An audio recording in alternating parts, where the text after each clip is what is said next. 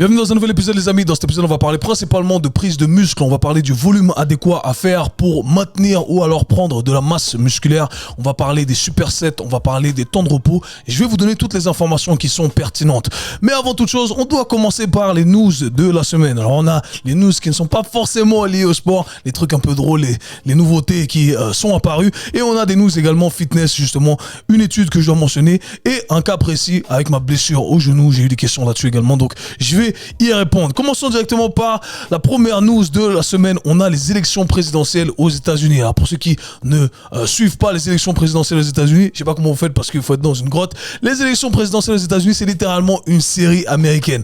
Il y a du drama, il y a des hauts, il y a des bas, il y a des péripéties, il y a des attentats des tentatives d'homicide, etc. C'est une dinguerie. Même si on n'est pas axé politique comme moi, eh bien on peut pas y échapper. Alors bien entendu là, on est à quelques jours de l'élection officielle de soit Kamala Harris ou alors Donald Trump. Et c'est voilà, les démocrates, les républicains, le côté un peu plus gauche, le côté un peu plus droite. Enfin bref, ça se chamaille, ça se tape dessus et ça, voilà, c'est très serré. Il y en a qui disent que déjà Donald Trump va être vainqueur. Les marchés boursiers sont déjà en train de s'orienter un peu vers une victoire de Donald Trump. En tout cas, il y a plein de péripéties, plein d'acteurs, toutes les personnes influentes prennent position pour que un président ne soit pas élu, et du coup bien entendu eh bien ils vont promouvoir l'autre candidat. Bref, c'est assez drôle à voir. Quoi qu'il en soit, drôle et pas drôle bien entendu, parce que il va y avoir des péripéties, le monde entier va être perturbé par ça. Quoi qu'il en soit, la dernière fois, eh bien il y avait un débat télévisé et le tout, bien c'est live, il y a le débat live, les gens regardent depuis leur maison sur leur chaîne à la télé, et ils ont demandé à une artiste indépendante, je me rappelle plus de son nom, de venir chanter l'hymne national. C'est un peu le truc aux États-Unis, vous savez, on est très nationaliste. Bam, on chante l'hymne national et malheureusement il y a un truc qui a pas fonctionné bien, parce que elle a cru qu'elle était en studio en fait, l'artiste. Elle s'est dit bon, il y a 2-3 mauvaises notes, je vais recommencer. Alors elle commence à chanter l'hymne national et elle voit qu'elle fait 2-3 fausses notes et elle est là, j'ai merdé, je peux recommencer. Le gars il dit non, t'es live, mets la vidéo s'il te plaît Nabil.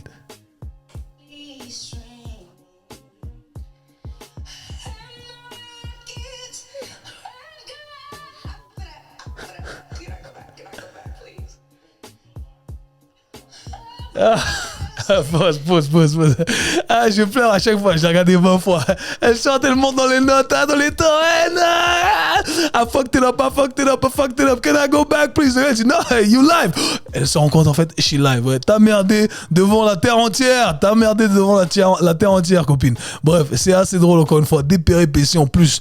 Sinon, deuxième news de la semaine, on a une inauguration de Dwayne Wade, un ancien joueur de NBA, donc de basket, qui a joué entre autres au Miami Heat, et ils ont décidé, Miami, ils ont dit on va te rendre hommage, t'étais un bon pour la team, donc on a fait une statue pour toi. Mais les amis, on va mettre l'image de la statue ici, c'est une catastrophe. Non, ils n'ont pas respecté le frérot, je sais pas ce qu'ils ont voulu faire, la mâchoire qu'ils ont voulu faire.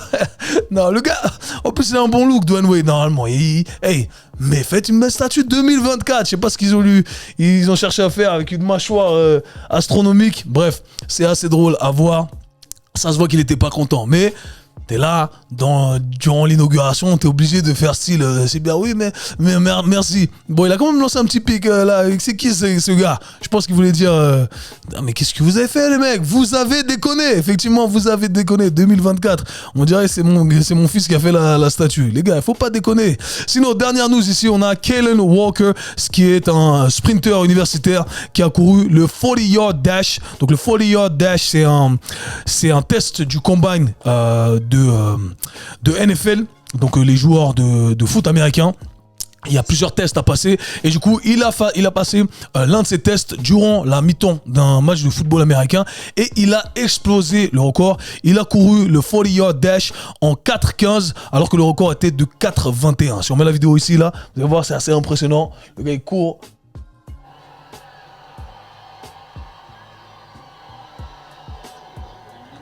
Ouais, le gars il a explosé le record et du coup bien entendu ça nous permet d'apprécier la qualité de ces sprinteurs d'élite. Et c'est marrant parce que moi dans mon parcours c'est ce que j'ai cherché à faire quand j'ai cherché à m'attarder sur le développement athlétique, à savoir comment on fait pour devenir l'athlète le plus complet. Et puis je regarde et je me dis qu'est-ce qu'un athlète complet devrait fournir comme effort ou être capable de faire. Eh bien, un des traits d'un athlète complet, eh bien, c'est de courir le plus rapidement possible. Alors, comment on fait pour courir le plus rapidement possible? Quel genre d'exercice, quel genre de technique, quel genre de méthode? Eh bien, pour moi, la logique est très simple. On va aller regarder ceux qui courent le plus rapidement possible. Et par conséquent, qui sont-ils? Eh bien, ce sont ces sprinteurs d'élite. Okay, et donc, on va analyser ce qu'ils font. C'est ce que j'ai fait. C'est ce que je pense que n'importe qui est un minimum intelligent doit faire. Malheureusement, pour moi, c'est du sens commun. Mais je me retrouve encore dans des équipes de foot, de basket, de que sais-je, avoir des trucs complètement farfelus pour courir plus vite, entre guillemets. Et au final, on voit les gars qui courent le plus rapidement possible, qui ne font pas ce genre de trucs, okay, qui font les bases, qui les font bien et sont des machines de guerre. Alors lui, le gars, il a explosé le record du 40-yard dash. Bien entendu, c'est un sprinter, c'est ce qu'il fait. Les joueurs de football américain, moi, ce que je trouve impressionnant ici, c'est qu'on regarde le meilleur. Il a couru en 4,21. Je sais pas qui c'est d'ailleurs, mais c'est des gabarits complètement différents. Ce sont des athlètes qui ont cet aspect beaucoup plus complet. Donc voilà, si on venait à regarder le tout dans sa globalité, eh bien je pense qu'il serait beaucoup plus performant que ce sprinter. Mais sur le sprint, le gars, il a tout explosé. Donc encore une fois, si vous voulez performer au plus haut niveau, les gars, attardez-vous sur ce que ces sprinters font. Essayez de maîtriser ces bases-là. Et quand on les regarde, c'est assez basique. Okay, on court, on s'attarde sur des formes, on s'attarde sur des positions, on va à la salle de muscu et on fournit un effort max lorsque on travaille à la salle de muscu. On fait des sauts. C'est simple. Les bases, mais elles sont bien organisées. C'est ça qui fournit des résultats et c'est ça qui permet de battre des records. Donc, quoi qu'il en soit, intéressante news et ça tourne un peu partout dans le monde du fitness. Sinon, news fitness. Alors, premier truc que j'ai noté, c'est une nouvelle étude qui vient de sortir récemment qui parlait du volume adéquat à faire pour maintenir ou qui donnait des informations, si je venais à reformuler ça correctement, sur le volume adéquat qui permettait de maintenir du muscle et le volume adéquat qui permettait de créer plus de muscles, donc de gagner justement en masse musculaire avec un groupe d'enthousiastes de sport débutants. Okay, ce ne sont pas des gens qui sont très avancés, mais je pense qu'on peut extrapoler ces informations et ça va s'appliquer pour la plupart d'entre nous, que l'on ait un niveau intermédiaire ou avancé. Et bien, ce que cette étude a montré, eh bien, il y a quelques points clés qui sont importants pour vous. La première chose, c'est qu'on observe une atrophie musculaire au bout d'une semaine. Donc, une semaine sans entraîner, vous allez déjà perdre du muscle. Je le rappelle, à chaque fois, on répond tous aux règles de la physique. Et l'une de ces règles stipule que voilà, notre corps, qui est un système dynamique, est constamment en dégradation. Donc tous les jours vous perdez du muscle, tous les jours vous perdez un peu de vos os, de vos ligaments, de vos tendons, etc. Tous les jours ces choses-là se dégradent. Et on a l'occasion de stopper cette dégradation, de ralentir cette dégradation complètement, soit la stopper complètement, pardonnez-moi, soit de la ralentir. Donc comment on fait? Eh bien on doit s'entraîner. Et du coup la question était de savoir, ok, il faut faire combien de volume, donc combien de quantité de séries et de répétitions pour que l'on puisse soit maintenir, soit alors continuer à prendre du muscle. Alors à la base, si je me trompe pas ici, j'ai pas pris toutes les notes ici précises, mais si je me trompe pas, on avait un groupe qui s'entraînait du coup 3 fois par semaine. C'est sur ce groupe-là qu'on a testé 3 fois par semaine avec 9 séries par groupe musculaire par entraînement. Ok, donc ça fait en gros 9 fois 3, 27 séries par groupe musculaire par semaine. Et du coup, ils ont observé que avec 9 séries par semaine, donc un entraînement uniquement, on fait 9 séries par semaine, eh bien on continuait à avoir des gains de prise de muscle. Donc si vous ne pouvez vous entraîner qu'une fois dans la semaine, poussez ces 9 séries à l'échec ou à proximité de l'échec, eh bien ça va être adéquat pour continuer à prendre du muscle. Maintenant, je me permets de m'attarder là-dessus. Souvent, vous allez m'entendre dire qu'il est préférable de favoriser la fréquence. Et je suis persuadé, encore une fois, que toutes les informations nous pointent dans cette direction-là. Parce que 9 séries, vous allez avoir des gains, mais à partir de la 3e série, c'est des gains qui vont à chaque fois diminuer. Ça va accumuler de la fatigue, ça va accumuler des dégâts, etc. Mais ça vous permet quand même de prendre du muscle. Alors, ces 9 séries, est-ce qu'avec 7, ça aurait été suffisant? Est-ce qu'avec 6, ça aurait été suffisant? Je ne sais pas, je n'ai pas la réponse ici. Mais je pense que autour des 5-6 séries, ça aurait été suffisant. On aurait observé plus ou moins les mêmes gains. Okay, quoi qu'il en soit, cette étude nous dit que 9 séries, si vous pouvez vous entraîner qu'une fois, eh bien 9 séries sur un groupe musculaire, ça va vous permettre une fois par semaine de quand même prendre de la masse musculaire. Et on a observé également qu'avec seulement 3 séries poussées à l'échec, eh bien, une fois par semaine, le facteur fréquence ici est très important, me permettait de maintenir du muscle. C'est-à-dire que le taux de dégradation, de dégénérescence de vos tissus est équivalent au taux de construction de ces nouveaux tissus, okay, de vos tissus musculaires ici en l'occurrence. 3 séries poussées à l'échec. Et encore une fois, ça me permet de revenir sur plein de trucs que j'ai déjà dit. Quand les gars, je dis les gars, 8 à 12, les gars, vous faites 8 à 12. En gros, vous poussez chacune de vos séries. Je vous demande de faire 3 séries, 8 à 12.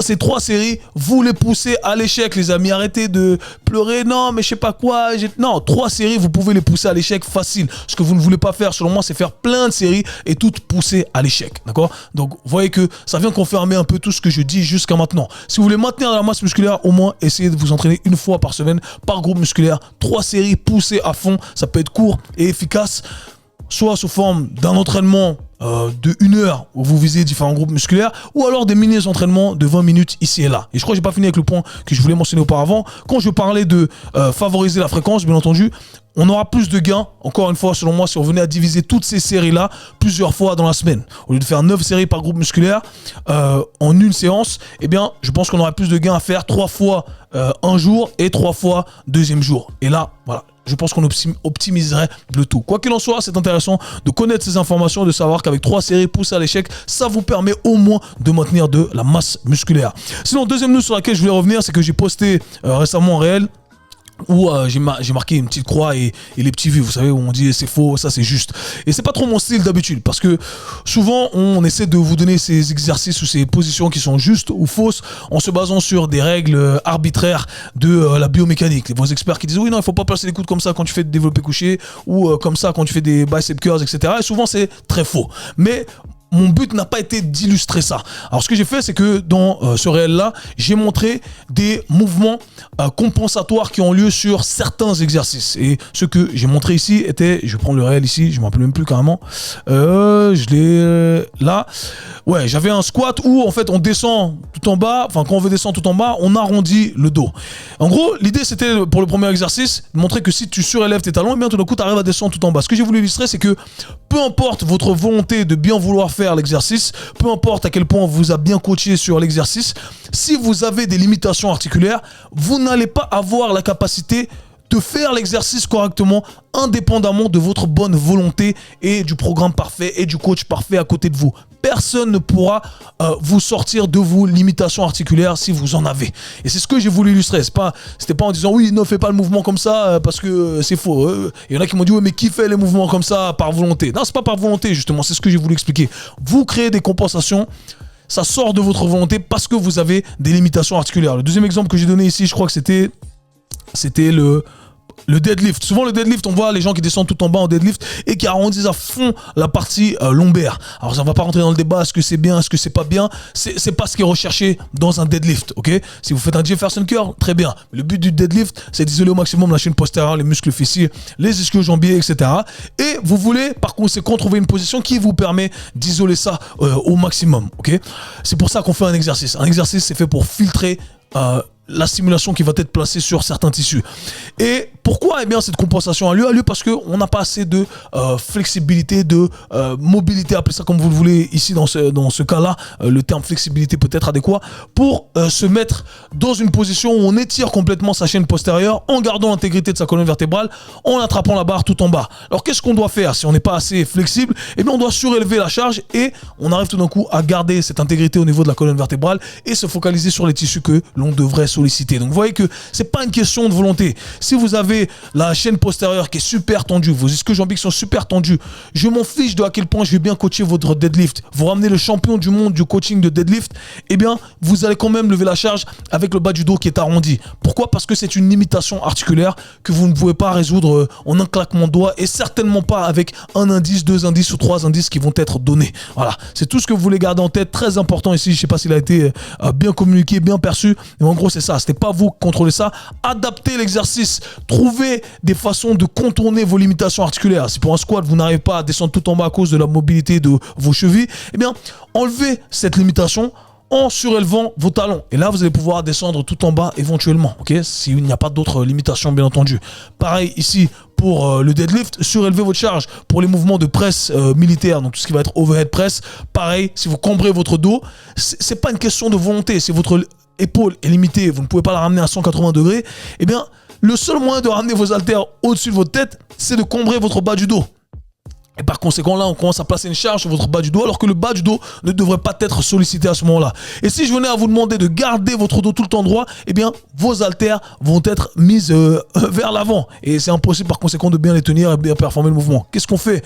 On utilise un banc incliné et à partir de là, on arrive à faire le mouvement de la meilleure des façons. Ça reste un mouvement relativement vertical, pas complètement vertical, parce qu'on n'a pas la capacité de le faire. Et c'est comme ça que vous continuez à faire des gains sans vous mettre à risque. Sinon, nouvelle concernant mon genou, peut-être qu'il y en a qui ont vu également Montréal, je me suis blessé au genou il n'y a pas longtemps. C'est complètement la faute de mon créateur de contenu / vidéaste Nabil qui est ici. C'est lui, c'est même pas moi. Moi les mecs, j'ai pas dormi, ça fait 2 mois là, c'est une catastrophe. Et j'ai presque hésité à pas faire le podcast aujourd'hui.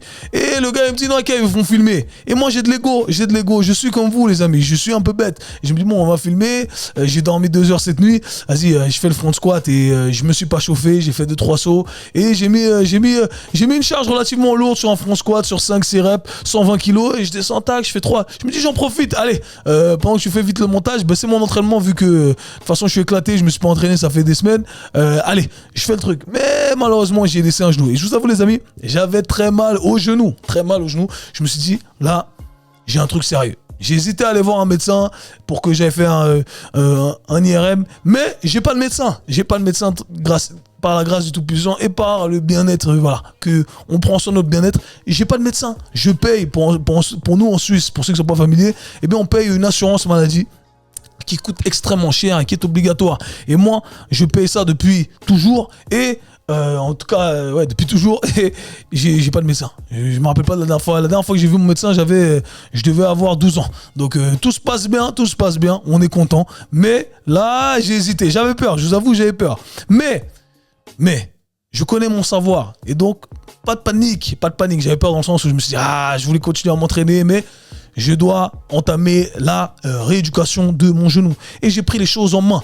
Et vous savez, je voulais juste même faire des imageries un peu plus pour le côté médiatique des choses, pour promouvoir un peu mon savoir sur les réseaux sociaux. Je me dis, ça peut être l'occasion, les gars, ils me disent, t'as un ministre, t'as un cartilage qui atteint. Eh bien les gars, je vais vous montrer que tout peut revenir à la norme. Alors, je ne l'ai pas fait, mais j'ai continué à entamer directement les processus que j'enseigne, entre autres, dans mon programme mentorship à tous les professionnels du sport et de la santé, toutes les personnes qui viennent me voir en consultation pour des problèmes de réathlétisation spécifiques. Eh bien, les gars, tout s'adapte. Je le répète à chaque fois, pas seulement vos muscles, vos ligaments, vos tendons, votre cartilage, tout s'adapte à condition de savoir envoyer le bon signal.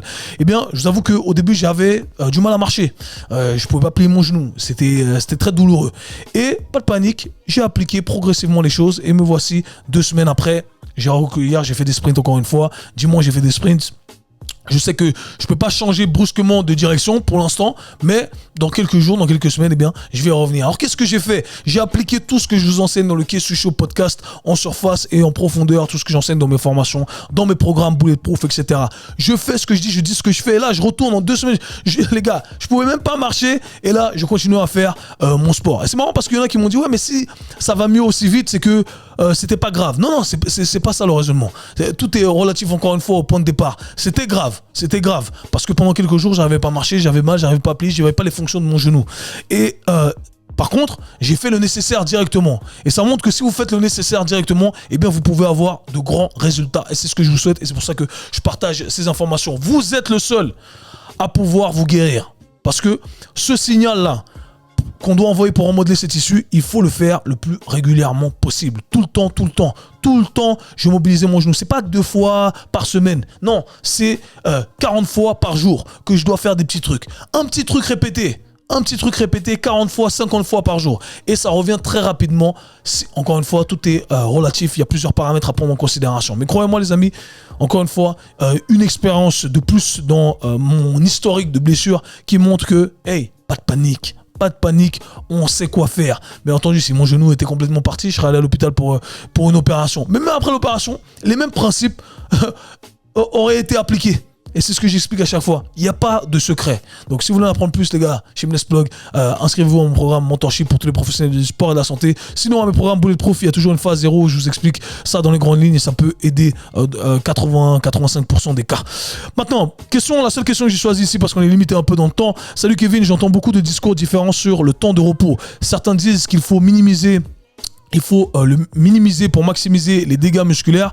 D'autres disent que la science dit qu'il faut favoriser de plus grands temps de repos. D'ailleurs, je sais que tu es un partisan des supersets. C'est également un sujet à débat. Certains disent que la science n'est pas en accord avec ça.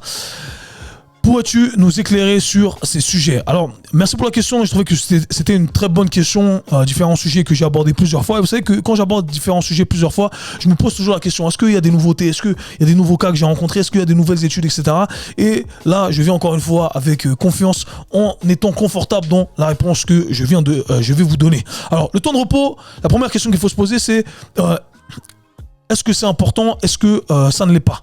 Et la réponse est, ça dépend. Ça va dépendre du contexte. Il y a des contextes pour lesquels c'est plus important. Il y a des contextes dans lesquels c'est moins important. Il y a des contextes dans lesquels le temps de repos peut être variable. Il faut savoir pourquoi. C'est-à-dire qu'on peut le manipuler à la hausse ou à la baisse.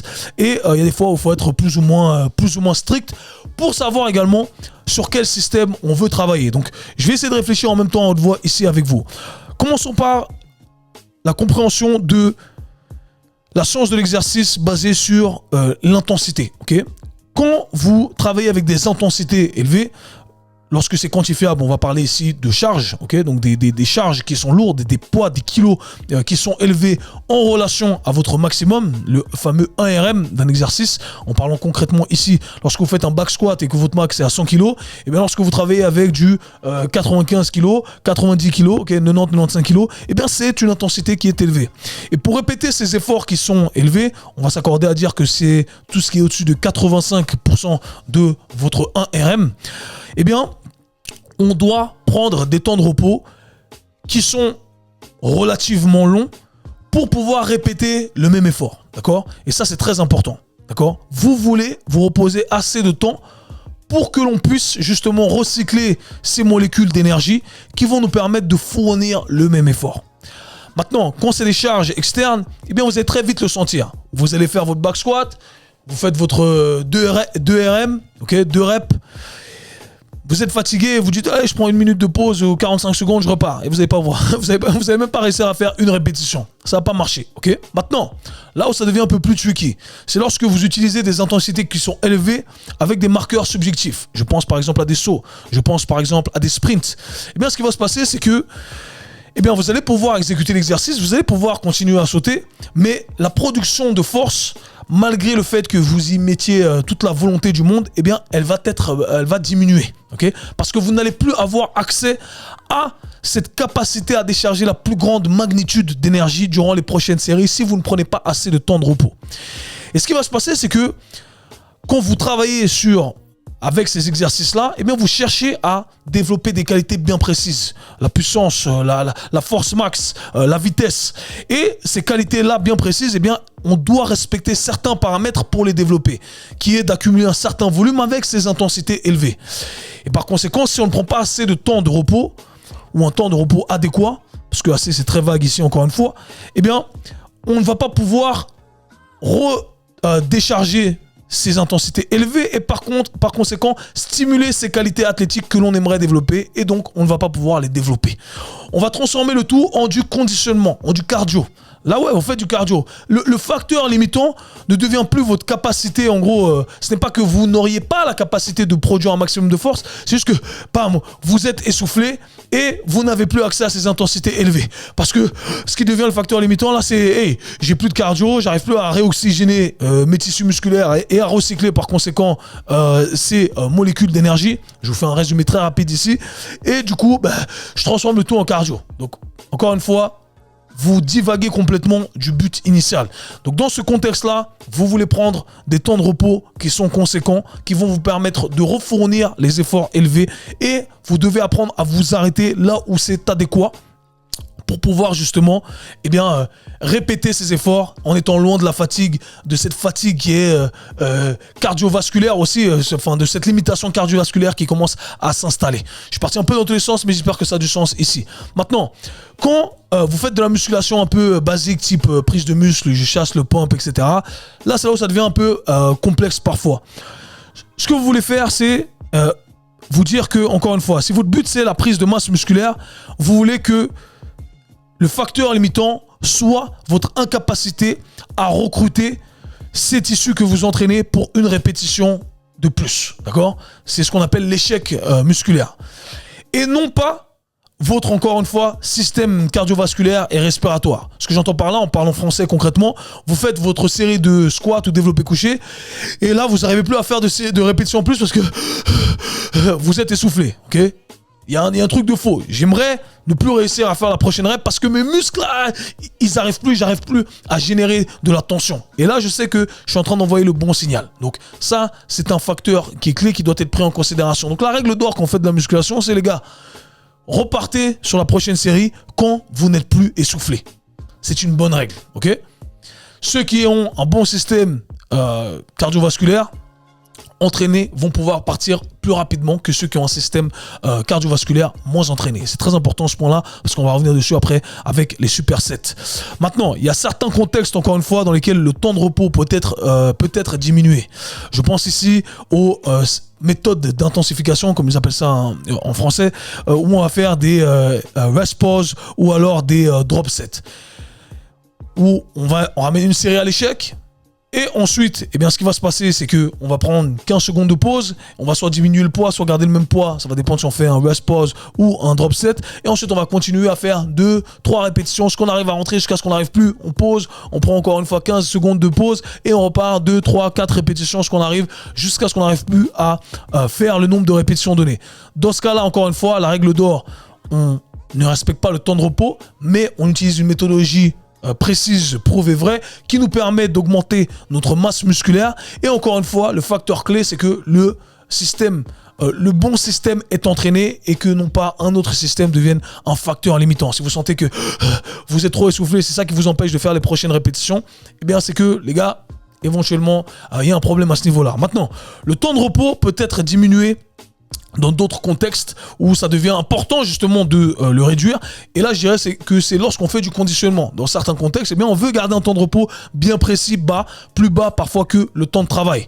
Là, ça peut être intéressant. Vous faites certains types d'intervalles, vous courez pendant X nombre de temps, vous courez pendant 2 minutes et vous avez un temps de repos de 1 minute. Vous n'avez pas récupéré complètement et votre but, c'est de repartir directement quand vous n'avez pas récupéré complètement. Et c'est ce qui va nous permettre de créer certaines adaptations physiologiques. Donc, lorsque vous pensez cardio, là, le temps de repos, il peut être manipulé à la baisse. Il devient, je dirais que il est important dans le sens où on veut savoir exactement ce que l'on fait, mais on peut repartir quand on est essoufflé, contrairement à d'autres contextes. C'est ce que j'ai voulu dire ici. J'espère que j'ai été clair. Maintenant, venons-en aux supersets. Alors les supersets, c'est marrant parce que moi je suis un grand fan de supersets depuis toujours. Je pense que c'est une méthode qui est vraiment optimisé pour tout. Je pense que c'est déjà un peu plus athlétique. Moi qui entraîne la population athlétique qui aspire à développer ses qualités athlétiques, c'est très rare que l'on fasse une série, mais on se repose, on reste assis. Non, on reste constamment en mouvement. Mais encore une fois, on essaie d'agencer les exercices de façon à ce que ce soit cohérent. Et du coup, bien entendu, il y a la science, il y a les nerds d'internet qui ont vu qu'il y avait 2-3 études qui disaient qu'on construisait moins de muscles lorsque l'on faisait des supersets. Et il y a plusieurs trucs à prendre en considération ici. La première chose à mentionner est la définition des supersets. Souvent dans la littérature ou dans le jargon fitness, on n'utilise pas exactement la même définition. En vrai de vrai, dans la façon dont c'est enseigné, on va avoir les supersets et ce qu'on appelle les compound sets. En anglais, on fait cette distinction de manière générale. Donc les compound, donc les comment on appellerait ça en français? Compound. Comment on traduit compound en français? Est-ce qu'on dit compound, bref, j'essaie de traduire polyarticulaire. Compound movement, c'est polyarticulaire, mais bref, vous m'aurez compris. On a les compound sets et on a les sets, les supersets. Et en gros, on distingue deux façons de travailler. Les compound sets, qui sont souvent appelés également supersets, c'est lorsque l'on fait 2 exercices à la suite avec un temps de repos minime en travaillant sur les mêmes groupes musculaires. Alors qu'un superset, on enchaîne 2 exercices qui travaillent sur des groupes musculaires différents. Souvent, on va utiliser des supersets, et c'est la façon la plus classique et la plus simple de le faire, qui est de travailler sur les agonistes-antagonistes. En gros, les muscles opposés. Vous faites un exercice où vous poussez et ensuite vous faites un exercice où vous tirez. Okay, ça, c'est la définition classique du superset qui parfois est utilisé de manière interchangeable avec les compound sets où on ferait par exemple un développé couché couplé directement avec des pompes ou un pec fly par exemple. Je pense que dans ce cas-là, dans les compound sets, eh bien, on n'est pas en train de maximiser les exercices que l'on va utiliser effectivement. Maintenant, pour les supersets, c'est là où je ne suis pas d'accord. Mais il y a un autre contexte encore à prendre en considération, une variable à prendre en considération qui est la capacité cardiovasculaire que l'individu a. Si vous prenez des gens qui font que du bodybuilding, qui n'entraînent jamais leur système cardiovasculaire, eh bien effectivement, ils doivent prendre beaucoup de temps de repos pour récupérer. Quelqu'un qui a un système cardiovasculaire plus entraîné, eh bien, on arrive à enchaîner les exercices sans mettre en péril forcément le deuxième exercice. Pourquoi? Ça devient intéressant de ce point de vue-là. Je fais un exercice où je pousse, bam, pour mes pecs. J'enchaîne avec un exercice où je tire pour mon dos. J'ai le système, je ne suis pas essoufflé. Ce qui m'a bloqué durant l'exercice où je faisais mon exercice de poussée, eh bien, c'est cette tension mécanique que je n'arrivais plus à générer à travers mes pectoraux, à travers les muscles que j'utilise pour pousser. J'arrive à enchaîner directement avec l'exercice de tirage parce que je suis très peu essoufflé. Certes, j'ai perdu 5%, allez, 5-10%. On vous le donne. Mais ces 5-10% me permettent d'optimiser le volume de travail global que je vais pouvoir générer dans une séance. Qui ne va pas durer 2 heures, mais qui va être justement raccourci en 1 heure parce que j'arrive à optimiser le tout. Du coup, ce qui se passe, c'est quoi? Imaginons que quand j'exécute un exercice, ça me demande 40 à 60 secondes de travail. Je fais un exercice de poussée, je prends 40 à 60 secondes pour le faire. J'enchaîne. Ça me prend 15 secondes pour passer d'un exercice à l'autre, 15-20 secondes. Je passe à l'exercice où je tire. Pendant que je tire, mes pecs sont en train de se reposer. Ok? Donc, mon système, dans sa globalité, certes, il est en train de travailler, mais les muscles précis sont en train de se reposer. Donc, mes pecs se sont reposés pendant 40 à 1 minute, plus les 20 secondes de transition. Et suite à quoi, je prends mon temps de repos de 1 minute 30 à 2 minutes. Du coup, quand je reprends sur mes pecs se sont reposés déjà pendant 3 minutes. Si on a un bon système cardiovasculaire adéquat, appelons ça comme ça, eh bien, j'arrive à reprendre avec ma première série en travaillant sur mes pecs sans limiter la casse. Et là, je pense qu'encore une fois, il y a certaines variables qui n'ont pas été prises en considération sur ces études qui disent que non, les supersets, c'est pas bien, etc. Non, je pense que c'est très bien. Il faut avoir certains prérequis. Encore une fois, ce système cardiovasculaire qui est quand même entraîné et cette capacité justement à enchaîner le tout de manière adéquate en comprenant exactement ce que l'on fait. Maintenant, j'ai donné le classique agoniste-antagoniste. Ce qui se passe quand on a des exercices qui vont solliciter les muscles agonistes et antagonistes, je pense à un squat par exemple, vous allez avoir des quadriceps, vous allez avoir également des ischio-jambiers. Comment on fait? Est-ce qu'on enchaîne avec un superset directement sur quel muscle du coup? Est-ce qu'on appelle ça un superset? Est-ce qu'on appelle ça un compound set? Comment on fait? Moi, quand j'utilise justement un exercice pour le bas du corps qui va solliciter plusieurs groupes musculaires au niveau de mes jambes, si je venais à coupler le tout avec quelque chose, de manière générale, j'aurais tendance à coupler le tout avec du haut du corps. C'est là où j'aime bien faire du travail d'épaule, etc. Ça va pas se marcher dessus. Et si vous êtes encore plus intelligent pour organiser tout de la meilleure des façons, eh bien éventuellement, ce que vous pouvez faire, c'est faire des supersets avec des intensités qui vont être variées. Exemple, je fais mon squat où je travaille sur du 4 à 7 reps, donc c'est lourd. Je finis, il y a eu un effort qui était conséquent, nerveux, je suis légèrement un peu essoufflé parce que ça fait partie du jeu, mais encore une fois, pas trop, où on est vraiment limité au niveau de son système cardiovasculaire.